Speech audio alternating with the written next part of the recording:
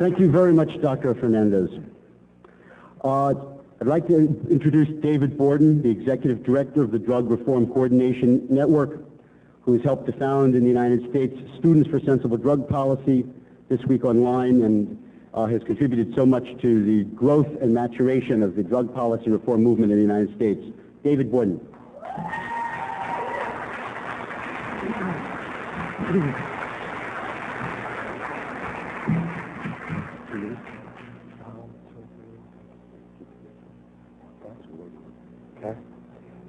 Well, thank you, Eric and Louise, and thank you for joining us at Out from the Shadows. Out from the Shadows, lifting drug use and the drug trade from the criminal underground into the realm of law and light of day. Out from the shadows, demarginalizing our viewpoint and shifting it into the mainstream of public debate. Today, at this great university in this beautiful city, we reach across borders, political ideologies, cultures, and language for this urgent purpose.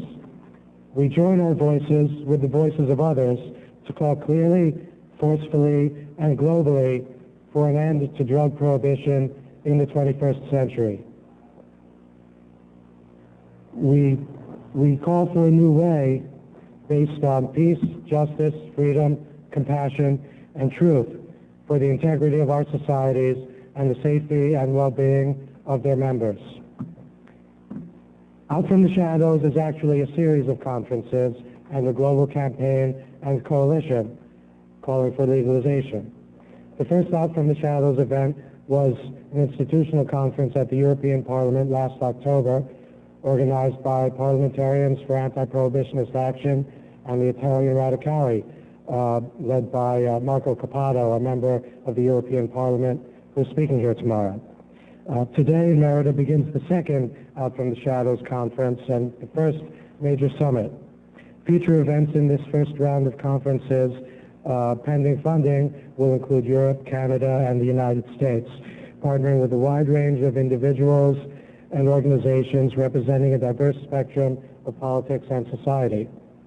Out from the Shadows seeks to elevate the voices of anti-prohibitionist advocates, to foster international organizing for legalization and drug reform efforts, and to illustrate the extent to which U.S. government policy in the drug war has far more in common today with the dictatorships and pseudo-democracies in the unfree world than with their allies in the free.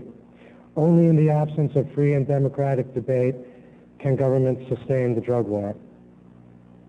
A little background on my organization, the Drug Reform Coordination Network, or DRCNet, also known as StopTheDrugWar.org. You might have seen that website on our stickers.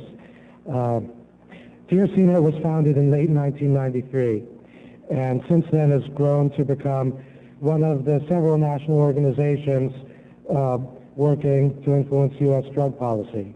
One of our central programs is an in-depth weekly newsletter that is published online, is distributed by email for free to approximately 24,500 subscribers.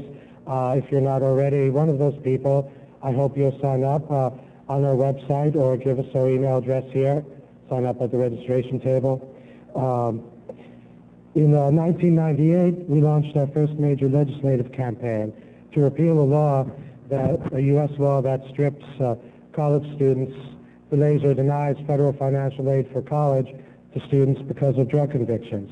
This campaign has garnered the support so far of 68 members of the U.S. House of Representatives, 10 of whom spoke at a press conference we organized last May at the U.S. Capitol in Washington under the umbrella of the Coalition for Higher Education Act Reform. This campaign also helped launch Students for Sensible Drug Policy, a major national organization with chapters on over 200 campuses, some of them in other countries besides the U.S. And there happen to be at least 5 people from SSDP here today, and I hope that students and those of you who have contact with students will find them and have a talk. DRCNet is also the largest drug policy organization that formally calls for an end to drug prohibition outright and in full. These 3 days, however, are about Latin America and accepting the occasional announcement, this will be DRCNet's final presentation at the conference. We are deeply honored that you have accepted our invitation, and we are grateful to the Autonomous University of the Yucatan, to Esto, and the members of the steering committee for their support of this event. I look forward to speaking with many of you over the next few days and to continuing to work with you in the future. Thank you.